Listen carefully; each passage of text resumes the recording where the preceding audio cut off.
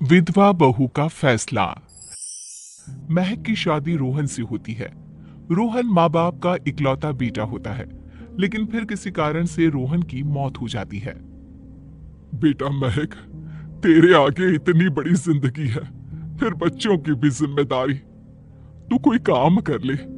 मैं तो कहती हूँ रोहन के ऑफिस में ही बात कर ले, शायद तेरे लिए कोई काम निकल आए। हाँ माँ जी, मैं भी यही सोच रही थी, लेकिन कैसे बात करूं, किससे बात करूं, कुछ समझ में नहीं आ रहा। अब वो क्या नाम था रोहन का जो दोस्त हुआ करता था, पहले तो बड़ा आता था हमारे घर। राकेश की बात कर रहे हैं? पर वो तो रोहन के बाद से कभी आया ही नहीं। पता नहीं कहाँ है वो। आया था, एक नहीं कई बार आया था, लेकिन मैंने बाहर से ही भेज दिया। घर के अंदर झांकता रहता था, मुझे ठीक नहीं लगा। अरे आपको तो पता नहीं क्या ठीक लगता है और क्या नहीं। उसका नंबर है मेरे पास, मैं आज ही फोन करती हूँ। सास राकेश को फोन लगाती है और शाम को घर आने का न्योता दे देती है। अरे आंटी, ओहो भाग्य हमारे कि आपने घर बुलाया। मैं तो कई बार आया, लास्ट टाइम तो अंकल से मुलाकात भी हो गई थी। अब, हाँ वो हम लोगों को निकलना था ना कहीं उस वक्त। अरे छोड़ो ना बेटा, बोलो क्या लोगे? आपकी बहू। क्या बकवास कर रहे हो राकेश? अरे मेरा मतलब यह है कि आपकी बहू कहाँ है? भाभी जी के हाथ की चाय की बस एक प्याली मिल जाती तो। महक चाय लेकर आती है, लेकिन वो जैसे ही राकेश की ओर देखती है, उसे राकेश पसंद नहीं आता।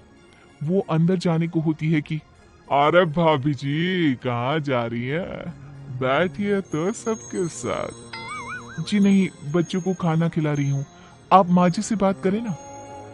अंदर जाने के बाद सास कहती है, अरे बेटा राकेश, वो क्या है ना, वैसे तो तेरे अंकल जी की पेंशन आती है, साथ ही ऊपर 2 मंजिल मकान से किराया भी, तो हम लोगों का तो अच्छा चल जाता है। लेकिन महक, उनकी चिंता आप न करें आंटी, आदेश दें बस आप तो। देखो भाग्यवान, रहने दो, कोई बात नहीं, मैनेज हो जाएगा। अरे क्या मैनेज हो जाएगा अंकल, हमें भी बता दें। आप चुप रहिए जी। अब वो क्या है ना राकेश, तुझे तो पता है कि रोहन के 2 बच्चे हैं, उनकी पढ़ाई लिखाई का खर्चा बहुत है। हम ये चाह रहे थे कि रोहन के ऑफिस में महक को भी अगर कोई काम मिल जाता तो। क्यों नहीं आंटी जी, मैं हूं ना, मैं बात कर लेता हूँ। वैसे तो आप हाँ ही समझिए। महक भाभी को बोल देना कि कल तैयार रहे मेरे साथ ऑफिस चलने के लिए, मैं मालिकों से मिलवा दूंगा उन्हें। महक अंदर से सब सुन रही थी। अच्छा आंटी जी, तो चलता हूँ, कल आ जाऊंगा। अच्छा भाभी जी तैयार रहिएगा कल। राकेश तो चला जाता है, लेकिन ससुर सास पर बरस पड़ते हैं। मुझे ये आदमी एक पैसे का पसंद नहीं है। तुम इसे बोल दो कि हमें कहीं नहीं करवानी बहू से कोई नौकरी। अरे क्यों नहीं करवानी, सारा पैसा मैं इसके बच्चे और इसी पर उड़ा दूंगी, तो मेरी बेटी को क्या दूंगी? जरूरत क्या है तुम्हारी बेटी को तुम्हारे पैसे की? अरे वो तो पहले ही बड़े पैसे वाले घर की बहू है। अपनी बहू की सोचो जो अब तुम्हारी बेटी जैसी है। बच्चे रोहन की आखिरी निशानी है। अरे अपना भाषण अपने पास रखो, सारा दिन घर पर बैठी रोटियां तोड़ेगी, तो काम करे ना कुछ बाहर जाकर। बहू सब सुन रही होती है। वो अगली सुबह बिना मन के तैयार तो हो जाती है, लेकिन जैसे ही राकेश आता है, क्या बात है भाभी जी, रेडी हैं? तो फिर चले डेट पर, मतलब इंटरव्यू पर। महक सामने आती है कि सामने ससुर जी खड़े होते हैं। हाँ महक बेटा, आओ चलते हैं, मैं भी चल रहा हूँ। ससुर को तैयार देखकर राकेश का चेहरा बन जाता है।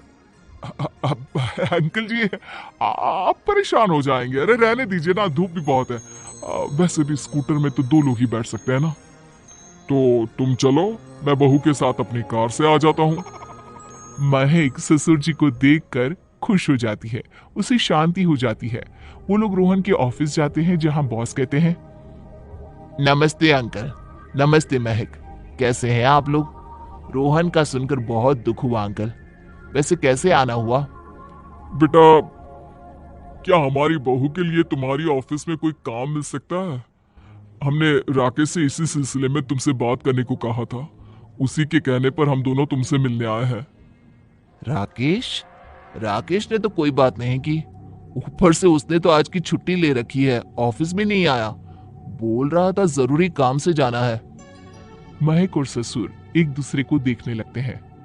वैसे महक, क्या किया है आपने? आई मीन इंग्लिश कैसी है आपकी? महक बॉस से अपनी पढ़ाई लिखाई और क्वालिफिकेशन के बारे में सब कुछ बताती है। ग्रेट, आपके लिए काम तो है लेकिन ऑफिस में नहीं। सर मेरे बच्चे छोटे हैं, मैं फील्ड में काम नहीं कर सकती हूँ। मतलब वो काम घर से करना है, घर से रहकर बच्चे भी देखें और घर भी देखें, लेकिन हाँ काम जरूर से करें। वो काम डाटा एंट्री का है, तो जब भी वक्त मिले काम करें, और इसके हम आपको अच्छे पैसे भी देंगे। महक बॉस की बात सुनकर खुश हो जाती है, उन्हें थैंक्स बोलकर घर आ जाती है। किसके साथ भेज रही थी तुम महक को? अरे वो कमीना, उसने तो ऑफिस से छुट्टी ले रखी थी, बात भी नहीं की थी उसने बॉस से बहू के काम के लिए। वो तो अच्छा हुआ कि मैं साथ में चला गया। हाँ हाँ ठीक है, नौकरी मिल गई ना, इतना ही काफी है। समय बीतता है और एक दिन फिर दरवाजे पर दस्तक होती है। घर पर कोई नहीं था। महक दरवाजा खोलती है, देखती है तो सामने है राकेश। नमस्ते भाभी जी।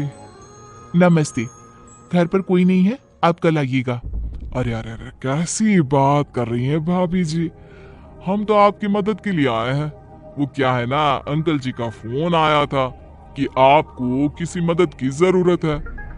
महक को आश्चर्य होता है कि उसके ससुर ने राकेश को फोन क्यों किया। वो ससुर जी को फोन करती है लेकिन फोन नहीं लगता। नहीं, हम लोगों को किसी भी चीज की जरूरत नहीं है, आप जा सकते हैं। अच्छा, एक कप चाय तो पिला दीजिए। महक चाय लेकर आती है। चाय पीने के बाद, रोहन मेरा बहुत अच्छा दोस्त था, उसने मुझसे कहा था कि वो रहे ना रहे उसके घर वालों का, खास करके आपका ख्याल मुझे ही रखना है, तो मैं कल फिर आऊंगा भाभी जी।